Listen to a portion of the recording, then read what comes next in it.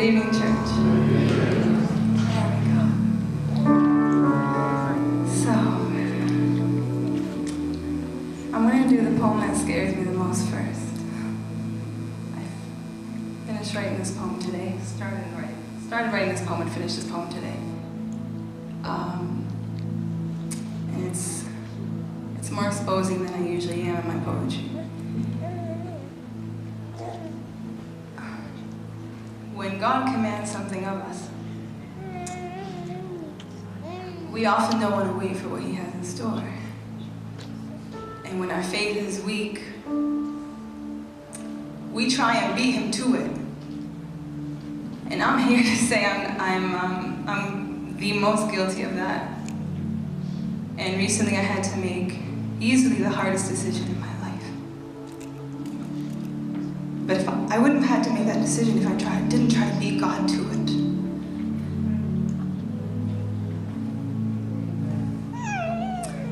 And I've been studying the story of Abraham and Sarah in the Bible. And Abraham and Sarah had their moment, their lapse in faith, when God told them, "You're going to have a child," and they didn't believe Him. And it says Abraham laughed. He literally laughed in God's face.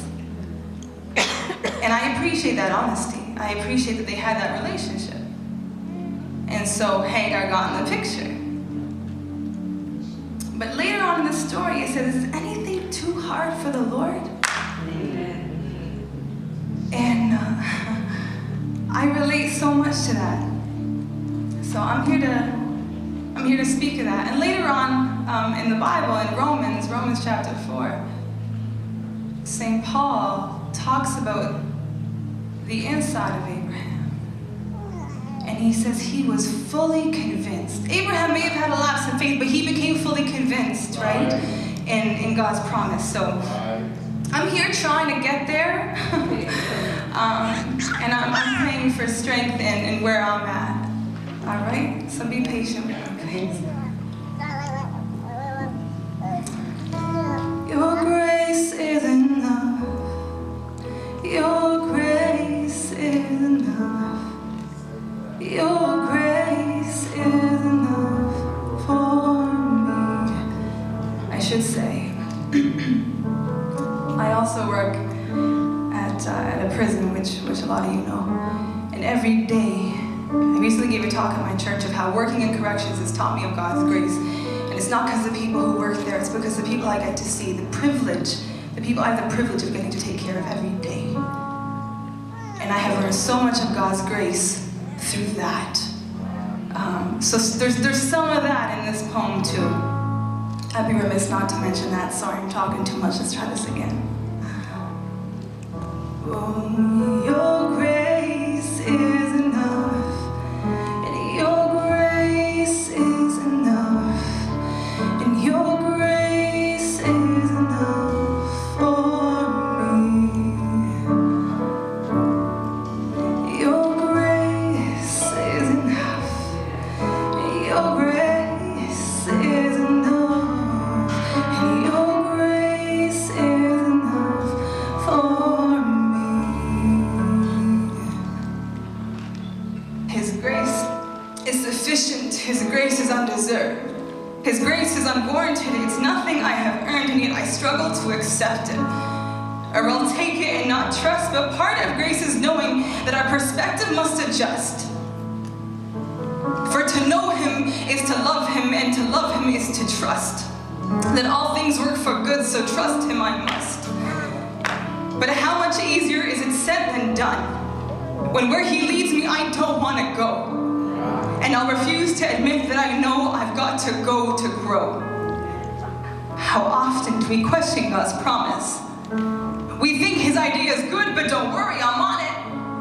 And we question Him with our mortal minds, and yet He still loves us with our pride and doubt combined.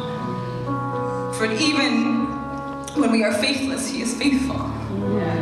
Even when I am faithless, He is faithful. And I can speak these words, but do I believe it? Because sometimes I think, I'll do it for you, but for me, I can't see it. And so we question God's love because we question our worth. understand someone who has loved us so consistently since birth and prior to conception. With his love comes mercy and redemption. With his love comes grace and direction. God will give you commands that you don't understand or you don't want to listen to because they'll mess up your own plans. You see, I've walked away like Jonah. And I've laughed in God's face like Abraham when God told him his plan. But now I'm trying to find the faith of a man once named Saul. I'm trying to find the faith of the Apostle Paul, who even when in chains rejoiced in the Lord. And at his lowest of lows told us to press forward and not look back, forgetting the things which are behind, to experience a transformation of a different kind. Lord, teach me to be anxious for nothing. Teach me to be fully convinced in your word, because I put man before God and I'm not afraid to say it. Neglected the spiritual, lived for the material, while the stress manifested in the physical. But he wants more for me than this. I struggle to believe it. He placed truth before me and I pretended not to see it. But his strength is made perfect in weakness, so his feet in my brokenness I shall kiss. So I'll hold on to his promise and come out of my spiritual closet. Because if it don't honor God, I don't want a part of it.